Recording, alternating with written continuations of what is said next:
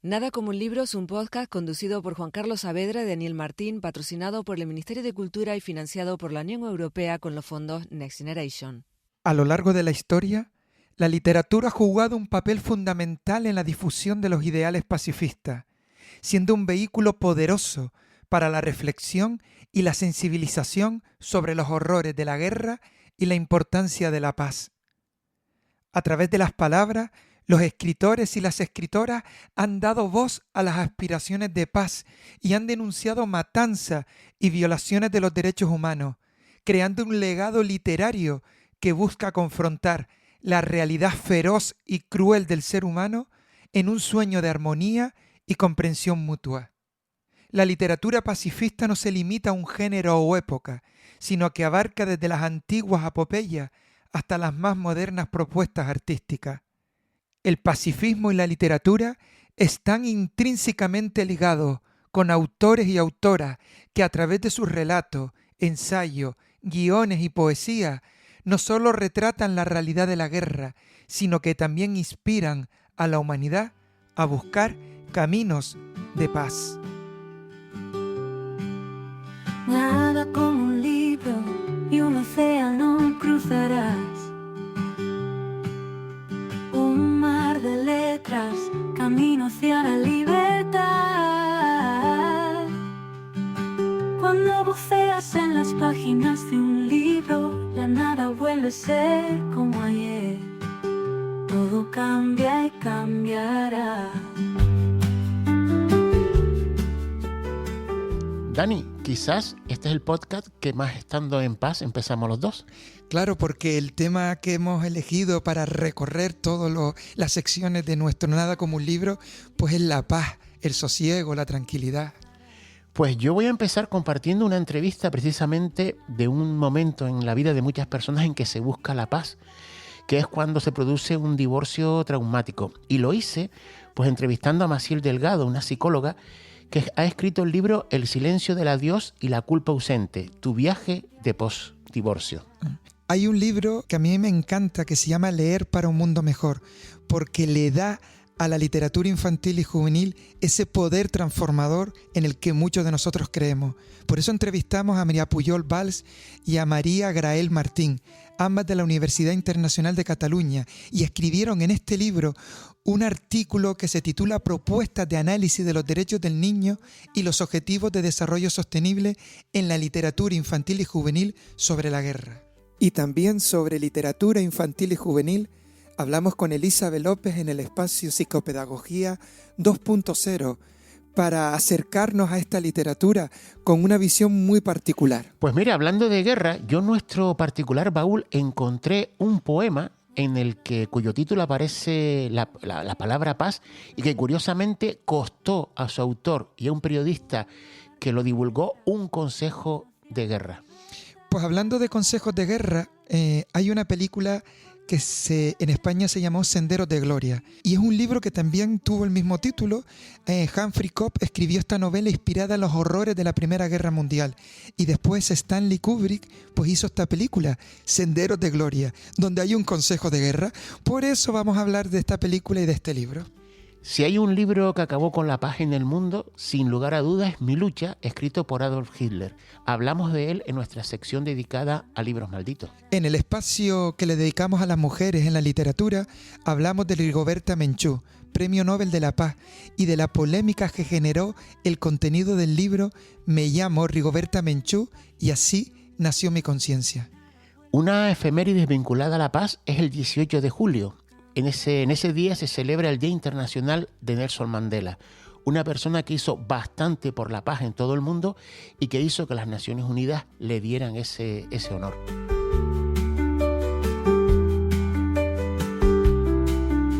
Cuando buceas en las páginas de un libro, ya nada vuelve a ser como ayer, todo cambia y cambiará.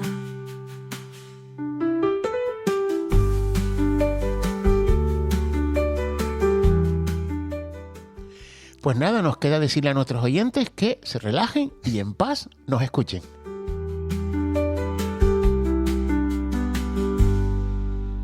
En Nada como un libro no nos gusta viajar solos, por eso en el trayecto de hoy nos acompaña Maciel Delgado Linares, psicóloga y autora del libro El silencio del adiós y la culpa ausente, tu viaje de posdivorcio. Bienvenida a Nada como un libro. Muchas gracias, Juan Carlos. Encantada de que me hayas invitado a tu podcast Nada como un libro, de la que sepas que soy fiel seguidora y bueno, para mí es un honor estar aquí contigo hoy. Vamos a ver, este episodio está dedicado a la paz. Normalmente los matrimonios suelen empezar en paz siempre, pero cuando se rompen, cuando llega el momento del divorcio, uno acaba en paz y otro acaban en guerra. ¿Cuáles son las causas más frecuentes por las que un divorcio acaba en lo que sería una guerra entre los cónyuges? Bueno, Juan Carlos, el matrimonio y las relaciones sentimentales suelen ser vistas como pilares fundamentales en la vida de una persona. Sin embargo, la realidad es que muchas de estas uniones llegan a su fin, ya sea por diferencias irreconciliables, problemas de comunicación, infidelidades, otras circunstancias que todas ellas suelen ser bastante dolorosas. Cuando una relación llega a su fin, ya sea a través del divorcio legal o una ruptura sentimental, las emociones pueden ser abrumadoras. Pues puedes sentir tristeza, ira, culpa, miedo al futuro, entre otras, ¿no? El proceso de divorcio o ruptura puede ser especialmente difícil debido a la profundidad del vínculo emocional que se rompe y a los cambios drásticos que implica en la vida cotidiana, desde cuestiones legales y financieras hasta la reconfiguración de la vida familiar y social. Los desafíos son numerosos y como te digo, abrumadores. Yo creo que resumiendo los principales factores que pueden afectar la paz interior tras un divorcio son las emociones intensas, la pérdida de vínculos, los problemas económicos y la dificultad para gestionar la relación con la expareja, especialmente cuando hay hijos de por medio involucrados. Ante esta situación que estás describiendo, ¿cuál es el punto de partida para empezar a recuperar la paz tras un divorcio alguno de los cónyuges? Bueno, cada caso es diferente, ¿no? Pero en un mundo que a menudo nos presiona para que cumplamos con ciertos estándares de éxito y de felicidad, el divorcio puede ser percibido como un estigma o un fracaso personal. Sin embargo, yo creo que hay que recordar que nuestras experiencias de vida, incluidas las difíciles, son parte de lo que nos hace humanos y merecen ser honradas y aceptadas. Yo invito a reflexionar como punto de partida para empezar a recuperar esa paz de la que hablas sobre quiénes somos realmente y qué queremos en la vida, liberándonos de las expectativas externas y conectándonos con nuestra verdad interior. Este proceso de autoexploración y de autenticidad es fundamental para sanar las heridas emocionales del divorcio y sobre todo encontrar la paz y la plenitud en el camino hacia adelante, ¿no?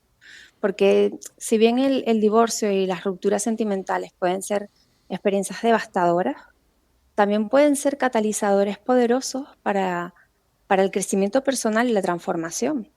En lugar de sucumbir al dolor y a la desesperación, podemos elegir ver estas experiencias como oportunidades para reevaluar nuestras vidas, aprender lecciones valiosas y reinventarnos a nosotros mismos. Yo creo que el punto de partida es verlo como un proceso de transformación, brindándonos herramientas prácticas y perspectivas inspiradoras para encontrar el significado y la belleza en medio del caos. Hay que ayudarnos a reconstruirnos a nosotros mismos desde dentro hacia afuera, cultivando una mayor autoconciencia, compasión y resiliencia en el proceso. Uh-huh. ¿Existe alguna relación entre el nivel social o de estudios con la forma de superar un divorcio traumático, o es un mal que aqueja a todos por igual, con independencia de estudios, de nivel económico? Pues mira, cuando empecé con mi propio proceso de divorcio, al ser psicóloga, también empecé a investigar respecto a este tipo de estudios, si había o no había, ¿no? Y lo que me di cuenta es que el nivel social o de estudios no parece ser un factor determinante en la forma de superar un divorcio traumático. Porque sí es verdad que encontré que diversos estudios muestran que el divorcio es un proceso complejo que afecta a personas de todos los estratos sociales y de todos los niveles educativos por igual. Lo que sí parece tener un papel importante es el apoyo social que reciben las personas durante y después del proceso de divorcio. Aquellas que cuentan con una red de apoyo, ya sea de familiares, amigos o incluso profesionales, tienden a adaptarse mejor a la nueva situación y, por el contrario, la falta de ese apoyo, especialmente en el caso de las mujeres, puede dificultar la superación del divorcio. Y otros factores claves pues, pueden ser la capacidad de las exparejas para cooperar y llegar a acuerdos, la gestión de los altos niveles de conflicto que a menudo acompañan a los divorcios, sobre todo los más traumáticos, independientemente del origen social o educativo. Es estúpido pensar que el divorcio no supone un proceso complejo que requiere una serie de estrategias de afrontamiento y apoyo para ser superado de forma saludable, ¿no? ¿Qué va a encontrar en tu libro un lector o una lectora en este libro del silencio del adiós y la culpa ausente? Bueno, pues los lectores del libro encontrarán un relato sobre el proceso de superación después de un divorcio. El libro aborda el viaje emocional y sobre todo la búsqueda de aceptación y la paz interior tras el final de una relación, ¿no? A lo largo de todas sus páginas he intentado guiar a los lectores a través de los distintos aspectos del viaje de posdivorcio, ¿no? Desde la aceptación del fin de la relación hasta la reconstrucción de la identidad y la búsqueda de un nuevo propósito en la vida, con una mezcla pues del conocimiento que tengo como psicóloga, el relato en primera persona, humor, sabiduría. El libro ofrece reflexiones profundas y ejercicios prácticos que yo misma he diseñado para ayudar a los lectores a sanar y crecer a partir de esa experiencia transformadora. ¿Qué te motivó a escribirlo?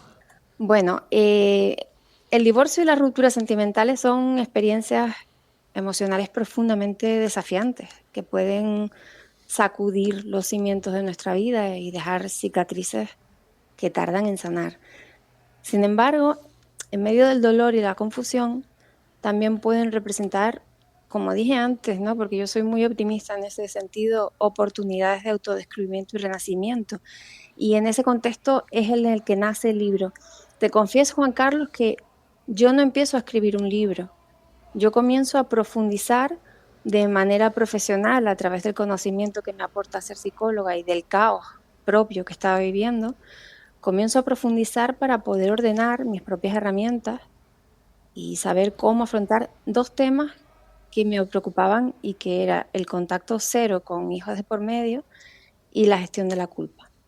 Una vez comienzo a redactarlo, va tornándose en lo que hoy es el libro, que sin lugar a dudas, y no porque lo diga yo, sino los lectores de la primera edición, que ya afortunadamente vamos por la segunda, cobra un valor inestimable, ya que ofrece una guía reconfortante para aquellos que enfrentan esta difícil transición. Y así es que nace el libro.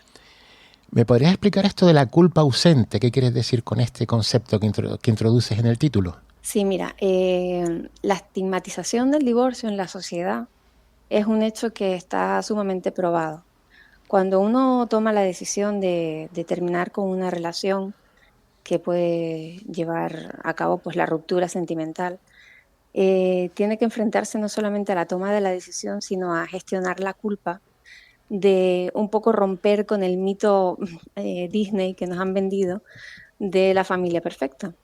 Entonces, ese estigma de la sociedad que ahora mismo está en la calle, vamos, porque el concepto de divorcio, aunque estemos en una sociedad del siglo XXI, todavía hay facetas que no se han superado.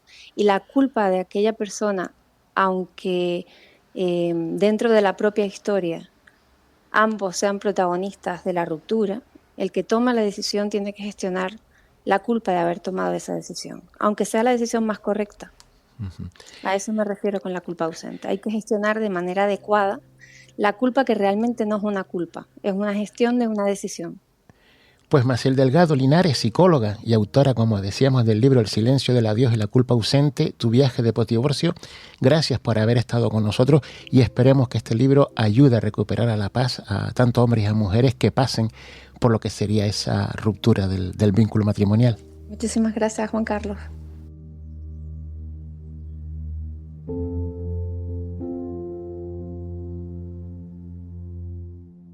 En Nada como un libro seguimos las huellas de las mujeres en la literatura.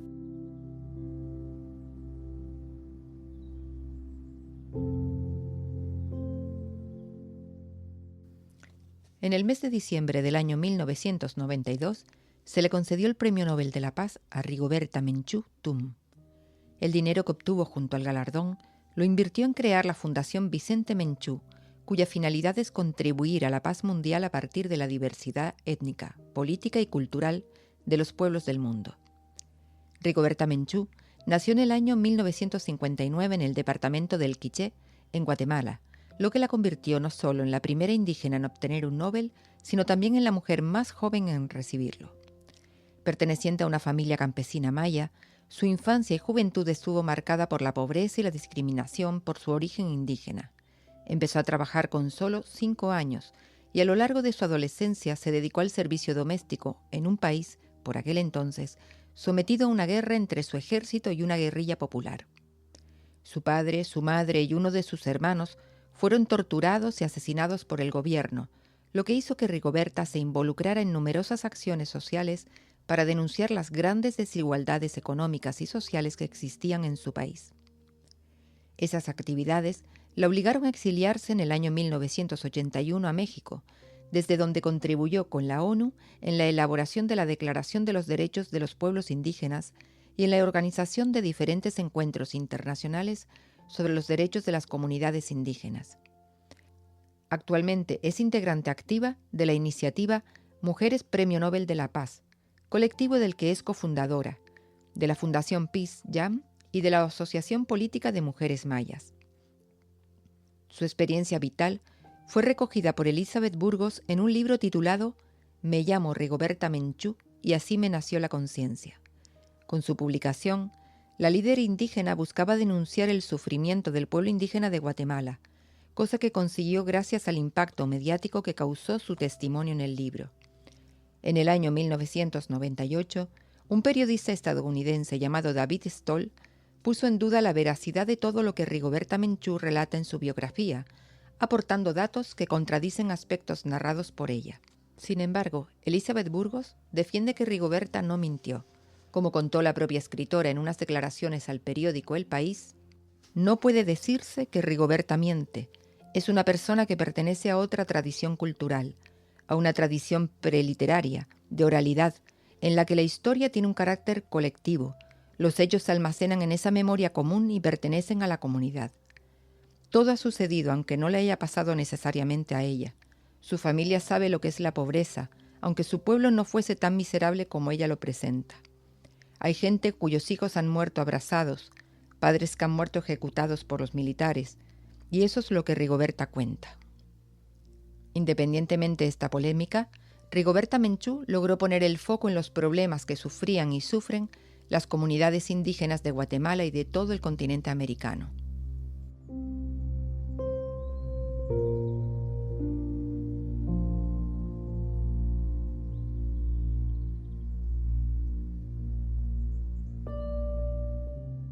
Nada como un libro.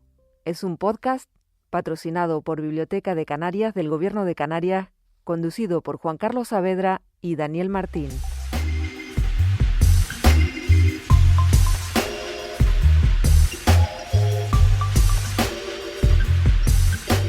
En Nada como un libro, libros malditos, prohibidos, llenos de leyendas y misterio.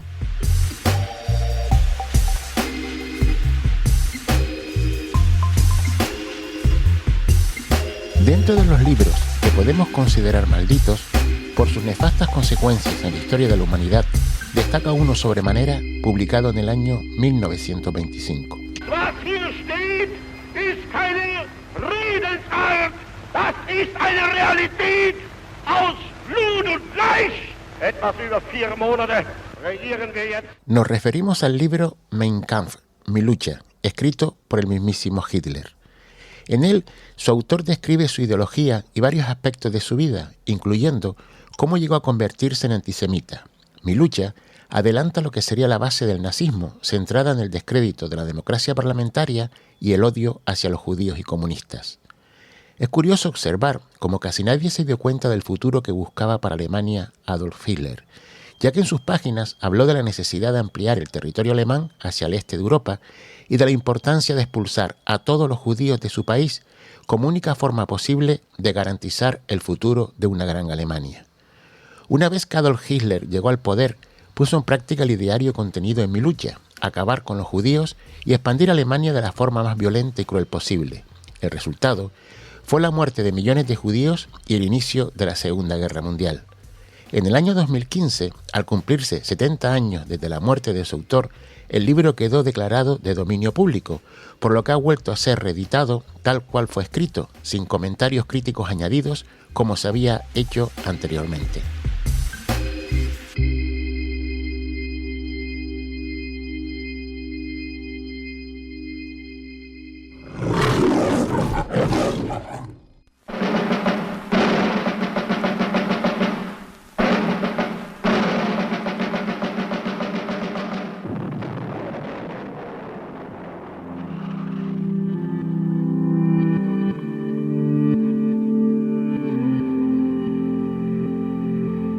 Humphrey Cobb nació en Siena, en Italia.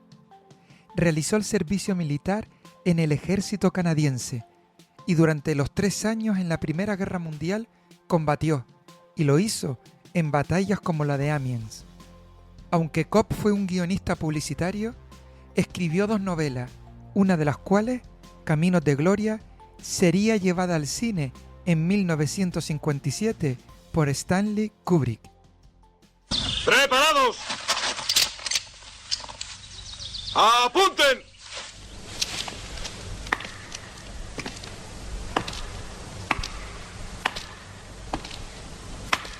Caballeros miembros del tribunal, hay ocasiones en que siento vergüenza de pertenecer a la raza humana y esta es una. La historia se desarrolla en el frente francés, en 1916. Un ataque suicida del ejército francés contra las posiciones alemanas en la colina de las Hormigas, un punto estratégico de vital importancia para el desarrollo de la Primera Guerra Mundial. Este ataque se convierte en un fracaso estrepitoso. Señor, ¿me deja sugerirle lo que puede hacer con ese ascenso?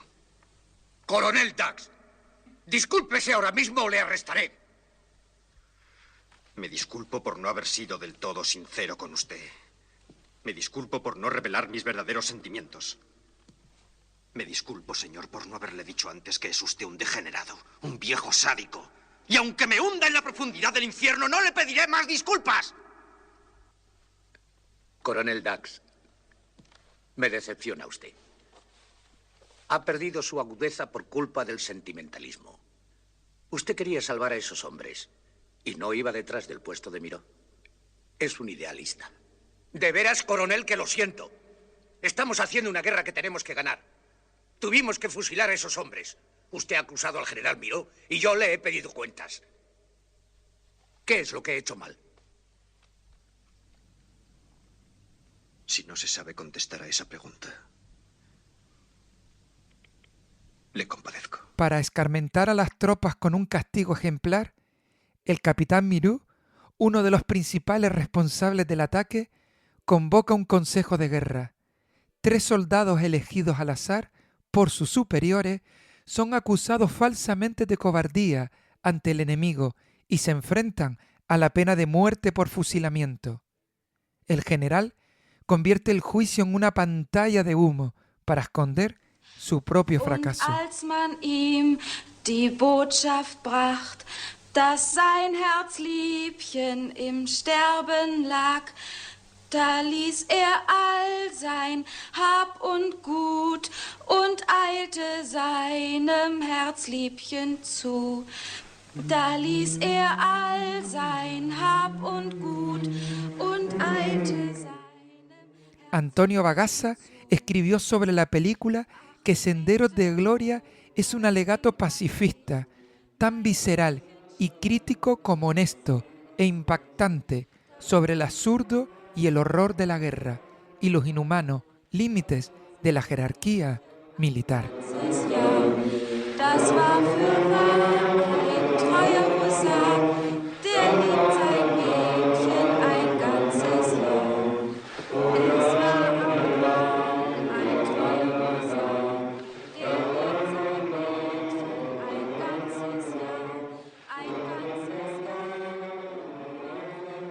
En Nada como un libro abrimos nuestro baúl de recuerdos, curiosidades y novedades literarias.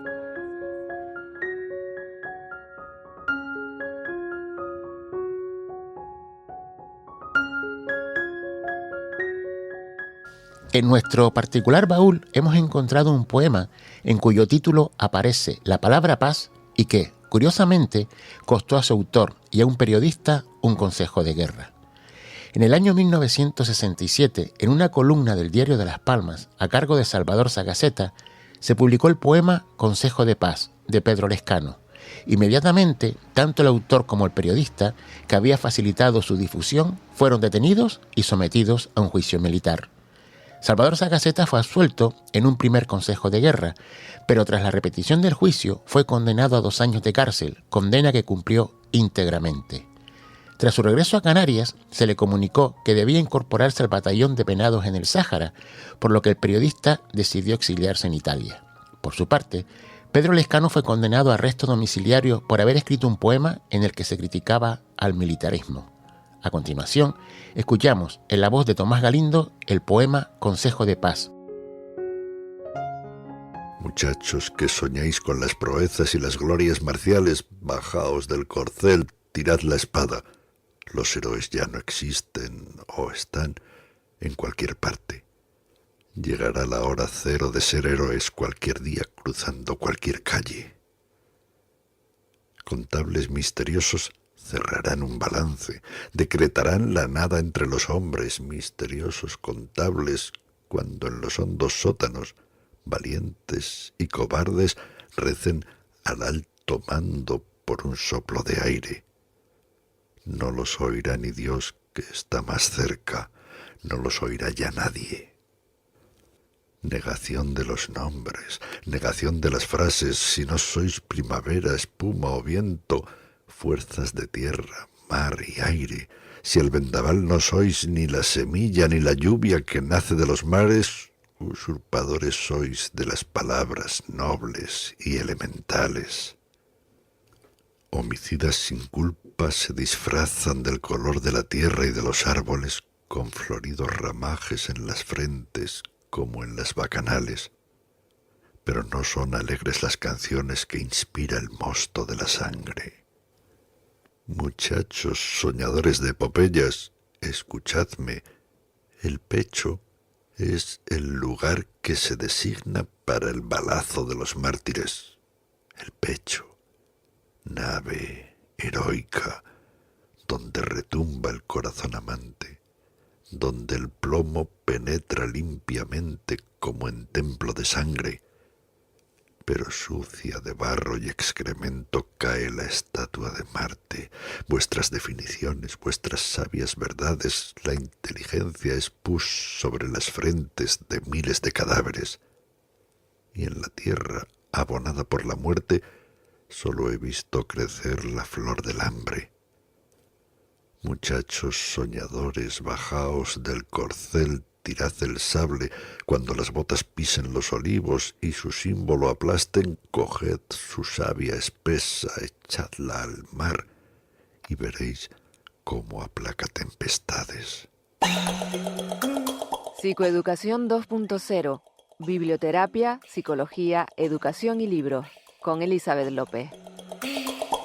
Mira, te traigo este álbum ilustrado que es súper bonito y además me ha gustado un montón porque tú nunca te has preguntado si a veces cuando nos encontramos con personas que, bueno, pues a lo mejor están un poco instaladas en la queja o en la crítica, realmente se han convertido en una mala pipa porque les ha pasado algo que lo han llevado a sentirse y a actuar así. Sí, que parece que están siempre con el rabo torneado, como sí. decía.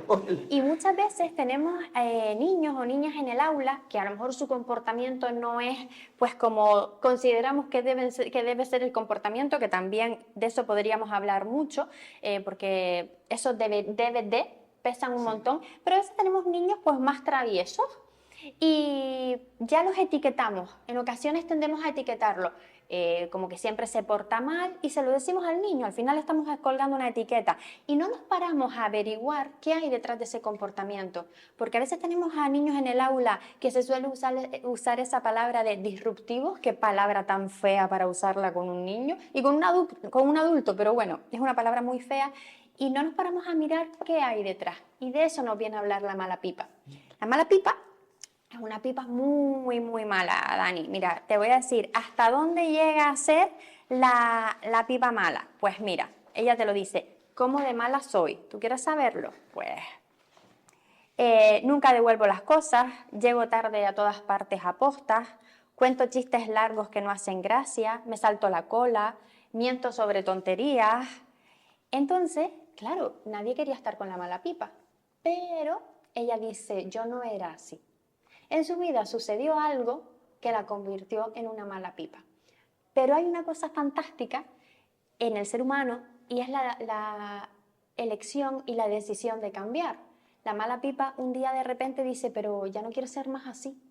Y entonces decide poco a poco, porque se da cuenta de que no va a poder hacer las cosas correctamente siempre, pero poco a poco va tomando decisiones como, pues a lo mejor llego tarde, pero pido perdón. A lo mejor miento sobre algo, pero pido perdón. Doy las gracias, pido por favor. Entonces son esos pequeños gestos que marcan la diferencia. Cada uno es como es, pero sí que hay gestos que marcan la diferencia y poquito a poco podemos cambiar. Entonces, ¿qué me ha enseñado este libro y qué puede enseñar en el aula o en las familias, a los niños y a los adultos en general? Primero, que tenemos la elección de cambiar. Segundo, que no debemos estar poniendo etiquetas ni juzgando, que vivimos como todo el rato con el juicio en la boca hacia el otro. Y que debemos ahondar un poquito más en la otra persona porque vemos una parte, pero no sabemos qué ha ocurrido en su vida para llevarlo a actuar de determinada forma. Y qué importante es la figura del adulto, para que cuando tú te sientas así también como una mala pipa, el niño, la niña se sienta como con ese espacio de confianza para poder preguntarse por qué está actuando así, ¿verdad? Sí, a mí me gusta mucho cuando a veces algún niño pues hace algo que tú dices, uy, que tienes que corregir ese comportamiento, ¿no? Porque estamos educándolo. Me encanta decirles, porque ellos me dicen, no, es que actúo así porque soy malo. Yo le digo, no, actúas así porque te has equivocado. ¿Quieres averiguar por qué te has equivocado para cambiarlo? Y entonces ellos se quedan como un poco, pero se supone que te deberías enfadar. ¿Saco algo enfadándome? No, saco algo diciéndote, vale, esto no está bien, es incorrecto porque te hace daño a ti o le hace daño al otro. ¿Cómo podemos cambiarlo? Sí. Y al final es también un poco averiguar por qué hace todos en algún momento, Dani. Sí. Hemos sido malas pipas. Claro. Porque hay muchos niños que felices y hay muchos niños, bueno, pues que por circunstancias de la vida sufren. Y a veces se convierten en mala pipa simplemente para decir, mira, aquí estoy, aunque sea de esta forma. Entonces, es una manera de levantar la mano. Sí, es una manera de levantar la mano. Entonces, ¿qué hay ahí? Ir un poco más allá. A mí me gustaría, y es un aprendizaje también como adulta, aprender a cambiar la mirada y no ir ya con el juicio o la crítica hacia el otro, sino ir con la mirada más de, vale, ¿qué puede haber detrás? Porque yo también tengo heridas, y tú y todo. Sí. Y me encantaría que en algún momento, cuando pasa algo, alguien se detenga y diga, uy, ¿qué ha pasado para que él actúe así, ¿no? Entonces, la mala pipa me encanta porque creo que es tanto para niños como para adultos. Yo como adulta dije, wow, qué regalo tan grande, ¿sabes? Me ha encantado.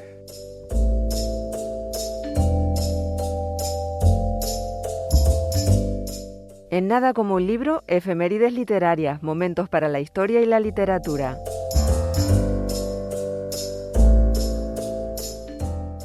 El 18 de julio de cada año se celebra el Día Internacional de Nelson Mandela, según acuerdo de la Asamblea de las Naciones Unidas, con el fin de honrar su contribución a la cultura de la paz y a la libertad a nivel mundial.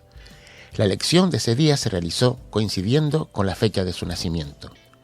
La biografía de Nelson Mandela es bien conocida, ya que fue el primer presidente negro de Sudáfrica y Premio Nobel de la Paz en el año 1993, tras pasar 27 años preso en una celda de solo 5 metros cuadrados por defender la igualdad entre los blancos y los negros en su país, en el cual la población negra era sometida a un feroz apartheid.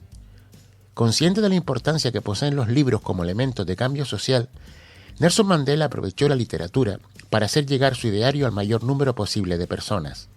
Entre sus obras encontramos Cartas desde la prisión, El color de la libertad, No es fácil el camino de la libertad, El largo camino hacia la libertad, Conversaciones conmigo mismo y Nelson Mandela por sí mismo, el libro de las citas autorizadas. Nelson Mandela dio una gran importancia a la educación de los niños y a ello dedicó uno de sus libros titulado Mis cuentos africanos, del cual dijo: Es mi deseo que la voz de narrador de cuentos nunca muera en África, que los niños nunca pierdan la capacidad de ampliar sus horizontes del mundo con la magia de los relatos.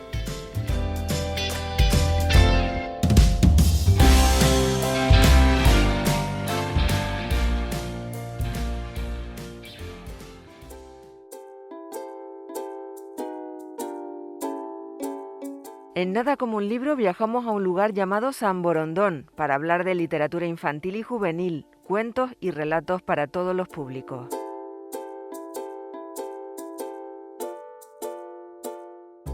Leer para un mundo mejor, literatura infantil y juvenil y objetivos de desarrollo sostenible es un libro publicado por Tirán Humanidades, coordinado por María del Carmen Encinas Reguero.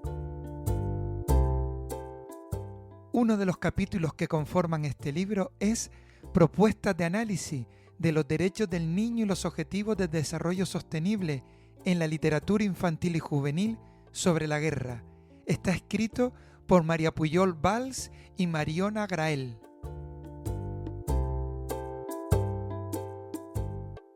Ellas son profesoras de letroescritura de didáctica de la lengua de la Universidad Internacional de Cataluña, de su Facultad de Ciencias de la Educación. Nos acercamos a ella como investigadora en el ámbito de la literatura infantil y juvenil y mantuvimos una grata y reconfortante conversación. Yo encontré en ella voces refugio y me sentí muy identificado con sus palabras. Escuchamos siempre primero a la profesora Mariona Grael y luego a María Pujol Valls.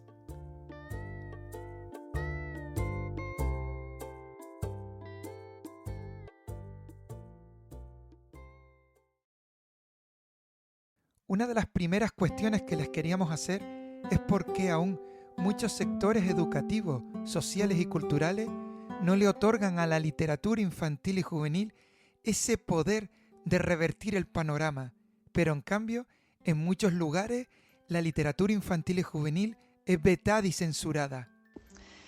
Esta manera de diluir, como bien dices, creemos, ¿no?, firmemente que cuando hicimos la investigación sobre los derechos de los niños y los valores que están implícitos, nos dimos cuenta, trabajábamos bajo la idea de que muchos colegios ya desistían de esto porque muchos de ellos pasamos por modas, ¿no? Educativamente hablando, van viniendo modas y temas que son temas controvertidos, que todos son importantes porque todos son importantes, y entonces, bueno, pues muchas veces ahora venía, ¿no?, la moda de todo lo que es la sostenibilidad, porque vivimos en una sociedad en la que necesitamos de ser conscientes de que tenemos que cuidar nuestro entorno, ¿no?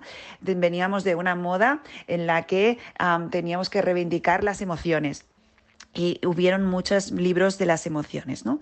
Entonces, yo creo que en el sector educativo hay una tendencia a seguir las modas y las necesidades que los niños y las niñas tienen, y eso hace que nosotros renunciemos a diferentes temas que son fundamentales, ¿no? Esto por un lado. Y luego por el otro, nuestra sociedad del bienestar nos ha hecho ver que bueno, pues que vivimos y que los niños tienen sus derechos y sus deberes, que nosotros tenemos, ¿no? Y a veces yo creo que vivimos un poco en el abismo de aquello que en la historia, ¿no?, en la idea de que aquello ya está superado, ¿no?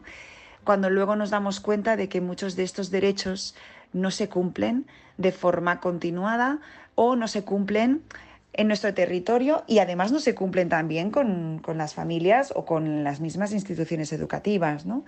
Entonces, yo creo que cuando uno se da cuenta de ello, empieza a revalorizar otra vez, pues, historias pasadas, ¿no? Historias que nos permiten entender o dar oportunidades a que los niños y las niñas tienen un espacio en el que poder encontrarse. es muy importante de que en una sociedad exista este debate sobre cuáles deben ser los límites de la literatura infantil y juvenil, cuáles deben ser sus objetivos, sus funciones, y a la vez es muy necesario de que la sociedad sea capaz de dar unas respuestas inteligentes a estas preguntas. Claro, tradicionalmente, hasta hace unas décadas, el valor que se le daba a la literatura infantil era un valor muy moralizador, muy adoctrinador. Se había instrumentalizado esta literatura para transmitir ciertos mensajes, cierta ideología. Esto, hasta cierto punto, se entiende porque los creadores de la literatura, ya sean escritores, ya sean ilustradores, desde el momento que son personas, pues pueden transmitir cierta ideología, a veces de una manera más sutil, a veces de una manera más abierta, ¿no? Pero tenemos que tener claro que la literatura inevitablemente transmite en cierta dosis la ideología de sus creadores. El problema viene cuando la voluntad de transmitir esta ideología sobrepasa una voluntad estética. Es decir, cuando la obra literaria tiene su valor principalmente en el mensaje que sus creadores quieren transmitir y no tanto en su calidad estética, literaria, creativa. Esto es lo que tenemos que tener en cuenta a la hora de seleccionar literatura infantil y juvenil. Cuando seleccionamos estas obras, tenemos que tener presente que actualmente, cuando ofrecemos un libro a un niño o un joven, le estamos ofreciendo una herramienta para desarrollar su sentido crítico. Y su sentido crítico lo podrá desarrollar cuando interpreta estas obras literarias. Y si es capaz de interpretar estas obras y de desarrollar su sentido crítico cuando las lee, luego le será más fácil también haber desarrollado este sentido crítico en su día a día, en su vida real. Y esta es una de las argumentaciones que a menudo ofrecemos para defender la lectura, para defender que los jóvenes lean, para que las habilidades que desarrollan a la hora de interpretar las obras literarias repercutan en las habilidades que ellos necesitan en su día a día. Yo creo firmemente, y estoy seguro que muchos de los que nos escuchan también, que la literatura infantil y juvenil es capaz de transformar, pero también creo que existen pocos libros valientes y comprometidos que traten a los niños y a las niñas como ciudadanos activos. ¿Están de acuerdo ustedes con esta afirmación? Sí, la literatura infantil y juvenil creemos que da respuesta a muchas situaciones reales. Es decir, los cuentos, las historias narradas, los álbumes ilustrados nos ayudan a interpretar el día a día en el que nos encontramos y muchas veces dan soluciones a situaciones que aún no hemos vivido. Entonces, bueno, pues aquel que ha leído un libro lo ha criticado, lo ha analizado, lo ha pensado con otros. Estos libros y estas realidades que han pensado y han criticado conjuntamente, cuando se las encuentran diariamente, tienen alternativas, aunque no las hayan vivido. Por lo tanto, la literatura infantil y juvenil tiene un valor bastante importante, ¿no? Nos ayuda a desarrollar capacidades cognitivas y afectivas que nos permiten pues intentar dar respuesta a situaciones que en aquel momento aún no las hemos vivido, pero que la situación, cuando nos la encontramos, somos capaces de identificarla y además dar respuesta. Cada vez estamos detectando de que existen más libros valientes, como tú decías, ¿no? Poniendo este adjetivo que creo que define muy claramente el tipo de libro al que te refieres. Son unos libros que representan a los niños como personas autónomas, personas que tienen capacidad de actuar, capacidad de decidir, personas que son ciudadanos desde el momento que nacen. No son personas pequeñitas que serán ciudadanas cuando sean adultas. No, que son ciudadanos desde el momento en que nacen y por lo tanto ellos tienen su voz dentro de la sociedad y merecen ser escuchados. También estos libros valientes tratan al lector como persona autónoma, como persona con capacidad de pensar. O sea que son libros que a la vez representan a los jóvenes como personas valientes, autónomas, que pueden pensar por ellas mismas, pero a la vez al lector, que en este caso pues estamos hablando de libros que están destinados a niños y jóvenes, también se les trata a los lectores como personas de este tipo, cosa que también es muy importante. Y preguntabas a ver esta responsabilidad sobre quién recae. Pues está repartida entre todos los actores dentro del proceso de creación de un libro. Desde que empieza a imaginarse este libro hasta que llega a las manos de su lector. Por lo tanto, en cierta medida, todos los mediadores tienen cierta responsabilidad a la hora de ofrecer este tipo de libros a sus lectores, cada uno en la medida de sus posibilidades, según el rol que esté desarrollando dentro de este proceso. ¿Por qué la literatura infantil y juvenil ha abandonado el entusiasmo inicial que causó la Convención de los Derechos del Niño cuando éstas fueron promulgadas? Claro, los derechos de los niños es un tema que durante muchos años se ha ido trabajando de muchas y muchas maneras, ¿no? Y muchas veces de forma como un poco impositiva, en el que el niño y la niña era sujeto pasivo. Entonces, estamos de acuerdo en que los niños y las niñas son ciudadanos activos y por lo tanto son niños y niñas que pueden actuar y entender la realidad desde su mirada y desde su nivel, pero sí que entienden la realidad y tenemos que hacerlos partícipes para que se sientan pertinentes a esta comunidad en la que estamos viviendo, ¿no?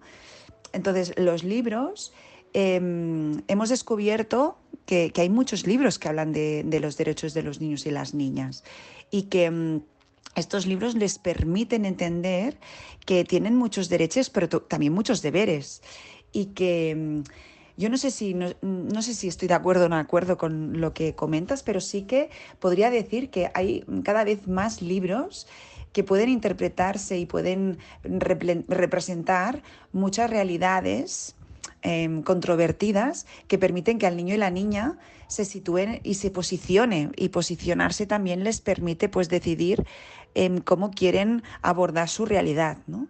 Entonces yo creo que cada vez más hay más libros que, aunque no aborden directamente, porque no son libros de conocimientos, no abordan directamente los conocimientos de los derechos de los niños y las niñas, sí que abordan muchos temas vinculados con la reivindicación del niño y de la niña como debería ser y como debería poder pensar. Y que creo que con un buen mediador pueden pensar de forma distinta y pueden pensar y criticar, ¿no? Y pensar críticamente conjuntamente con otros. Es muy, muy interesante plantearnos esta pregunta, ¿no? ¿Por qué parece que actualmente los derechos de los niños no se defiendan tan claramente como hace unos años? O dicho de otra manera, ¿por qué hace unos años, cuando la Convención sobre los Derechos del Niño en 1989 se aprobó, desde la sociedad se tenía mucho más claro de que estos derechos se debían defender o se estaba luchando para poderlos defender, y actualmente esta lucha, esta defensa, parece ser que se haya borrado o que haya perdido su fuerza. una de las razones que pueden explicar esta situación es que, como por suerte, en estos últimos años, en más situaciones los niños pueden defender sus derechos, pues puede ser de que la sociedad no sea tan consciente de que todavía queda mucho camino por recorrer, ¿no? En el 89, las situaciones de falta de los derechos de los niños eran más que actualmente y por esta razón puede ser que algunas personas en el presente no recuerden de que estamos donde estamos gracias a que hace unos años muchas personas tuvieron las ideas muy claras a la hora de defender los derechos de los niños, pero parece que hemos olvidado de que todavía queda mucho camino por recorrer. Y por esto las autoras de este capítulo, en cierto momento, pues presentamos esta cuestión, ¿no? Y nos alarmamos ante esta situación. Tanto a la profesora Mariona Grael como a María Puyol le preguntamos qué consejos nos darían a la hora de buscar o de elegir libros que ayuden a concienciar a los lectores sobre la paz y las situaciones bélicas. Esta pregunta es una pregunta trampa, ¿no? Porque, claro, tienes razón, para escoger un buen libro, primero se tiene que tener conocimiento y muchas veces, bueno, pues padres dices, ostras, ¿y ahora qué libro cojo, no? Yo diría que sean libros que les permitan a los niños disfrutar primero, que sea un espacio en el que puedan desarrollar su placer estético y entonces pues también esta mirada de la lectura como un entretenimiento y que mientras que se entretienen tengan posibilidades de que creen representaciones mentales. Entonces, por lo tanto, también recomendaría que en la medida de lo posible los niños, o sea, los libros, fueran libros que fueran distintos a lo que piensan y que sean un poco controvertidos y que les permitan reaccionar en algún caso o reflexionar en compañía con los padres y los profesores. Luego que permitan presentar diferentes idearios mentales, por lo tanto, diferentes espacios en el que el niño y la niña puedan dar respuesta a soluciones o solucionar situaciones que tenían un gran interrogante y no sabían cómo dar respuesta. Y por otro lado, que hayan palabras y que introduzcan palabras. Por lo tanto, hay una cuestión de habilidades lingüísticas que introduzcan palabras y ideas escritas de una forma que les permitan aumentar en cuanto a una parte más comunicativa y lingüística y por lo tanto que asuman nuevas palabras que hasta el momento no eran suyas y que de una forma u otra puedan intentar introducirlas en su propio vocabulario y en su propio día a día. Pues yo animaría a todas las personas que tienen que facilitar este tipo de libro a los jóvenes para que busquen los recursos, la manera de estar informados sobre novedades, sobre libros que ya existen y que, por ejemplo, algunas de las maneras para estar informados es pues tener una librería de confianza, una librería física que esté pues cerca de su casa o que sea una librería a la que pueden ir con cierta facilidad y que pueden establecer cierta relación de confianza con el librero y puedan pedirle consejos sobre libros que existen relacionados con esta temática. Por supuesto, no solo librerías, sino también bibliotecas. Animo fervorosamente a todos los oyentes de este podcast que vayan a las bibliotecas públicas y pidan ayuda a los bibliotecarios, que son unas personas que tienen un conocimiento inabastable, son unas personas que pueden facilitar una información única y que les pidan consejo para encontrar este tipo de libros. También pueden consultarlo con maestros, con otras personas de este ámbito y así también crear estos espacios, estos momentos de debate sobre literatura infantil que pueden ser tan enriquecedores y que a la vez también pueden ser útiles para cuestiones concretas como esta, ¿no? Por lo tanto, buscar consejo entre personas profesionales que puedan ayudarnos y también tener en cuenta todos los recursos que podemos encontrar en Internet, buscar webs que sean fiables, en las que puedes encontrar recomendaciones y información sobre este ámbito. Yo creo personalmente que existe poca literatura infantil y juvenil publicada en España crítica con la guerra civil y con la dictadura franquista que tanta muerte y dolor causó. ¿Es así? Y si es así, ¿por qué? A veces la sociedad no está preparada para trabajar estos temas. La guerra civil y todo lo que sucedió es muy reciente, es decir, sí que sabemos que hace muchos años, ¿no? Pero es muy reciente y hay mucha gente que no está preparada. Muchas veces cuando decimos que hay temas que no se tratan en las escuelas, no se tratan por una razón, y es que el profesorado no está preparado, ¿no? No está preparado para dar respuesta a situaciones. Es decir, porque hay muchos temas que no se tratan en las escuelas, por miedo a lo que dirán los padres, por miedo a lo que pensarán los otros, por miedo a no saber abordar o no saber dar respuesta a preguntas incómodas que puedan hacer los niños de forma inocente. Claro, es un buen tema y creo que las editoriales podrían lanzarse a preocuparse por intentar editar libros de esta categoría. Sí. Yo creo que sí que existe literatura infantil y juvenil que de manera crítica plantee la guerra civil y no solo la guerra civil, sino la época del franquismo. La literatura que yo conozco mejor es la literatura catalana y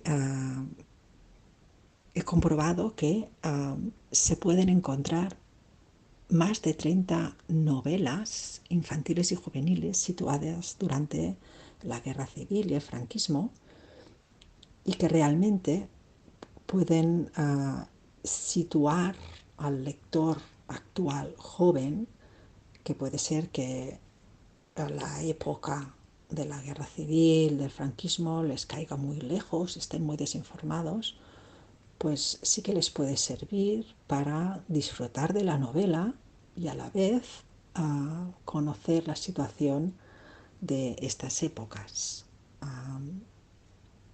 No solo novelas, también existe, por ejemplo, una colección de álbumes ilustrados en catalán que se llama La guerra dels grans, ¿no? La guerra de los mayores, publicada por Tantágora, en el que en libros ilustrados también pues se tocan estas temáticas. O sea que si se busca, sí que existen sobre todo novelas y, como he dicho, álbumes ilustrados, algunos, aunque parece que es un poco más difícil, posiblemente porque de alguna manera todavía pensamos que los álbumes ilustrados solo están destinados a los más pequeños y que a partir de cierta edad, a partir de que ellos ya son autónomos a la hora de leer, pues ya no necesitan o ya no quieren leer libros ilustrados, cuando últimamente estamos viendo de que se están publicando muchísimos libros ilustrados también para mayores, ¿no? O sea que es un género que es apto para todas las edades, cada vez se está ampliando más, ¿no? Por lo tanto, yo animo a que los autores, los creadores, los ilustradores tengan en cuenta esta temática a la hora de crear sus obras, pero también tenemos que tener en cuenta todas las que ya existen, que son bastantes, yo creo. Como habrán podido intuir, nos sentimos muy felices y muy agradecidos que Mariona Grael y María Pujol Valls hayan estado presentes con su experiencia, con sus investigaciones y con sus reflexiones en Nada como un libro en nuestro espacio de San Borondón. Y ellas han querido despedirse de esta manera. Qué pregunta más fácil y qué difícil de responder, porque la literatura infantil y juvenil a mí me llegó de mayor y me ha llegado como madre, ¿no? Bueno, me llegó como investigadora, pero también como madre, y me ha llegado con mucha emoción, con muchas ganas de conocer más, de que hay un mundo por explorar, por conocer, y porque da muchas oportunidades a aquellos niños y niñas que puede ser que no les gustará leer, pero que mediante la literatura infantil y juvenil pueden entrar en un mundo de belleza, de estética, de lenguaje y de entender el mundo de una forma distinta. La literatura infantil y juvenil a mí me ha transformado como lectora y me ha dado muchas oportunidades para aproximarme a los niños y las niñas que tengo a mi alrededor, tanto a mis hijos como los niños de las escuelas. Y me ha permitido entender cómo piensan y me ha permitido entender cómo pienso también. Así que la literatura infantil y juvenil creo que es maravillosa y que viva ella y viva adelante con ella. Antes de finalizar las preguntas, me gustaría agradecer a Daniel Martín y a las Bibliotecas Públicas de Canarias la oportunidad de participar en este podcast. Muchísimas gracias. Y como despedida, me gustaría compartir con todos los oyentes de qué manera la literatura infantil y juvenil me ha enseñado a mí a nivel personal. Pues podríamos decir que ha sido una literatura fiel, muy fiel. Con esto quiero decir que me ha acompañado durante toda mi vida. Y en cada etapa de mi vida, mi madurez me ha permitido acceder a la literatura infantil y juvenil con un enfoque o con una profundidad distintos según el nivel madurativo en el que yo me encontraba, según mi edad. Por lo tanto, la etiqueta de literatura infantil o juvenil, en vez de constreñir, cosa que pasa muy a menudo, en mi caso, más bien puede indicar que es una literatura para todas las edades, que empezó acompañándome cuando era pequeña, pero a lo largo de toda la vida, hasta ahora que soy adulta, ha estado conmigo y me ha ayudado a crecer y a entender el mundo.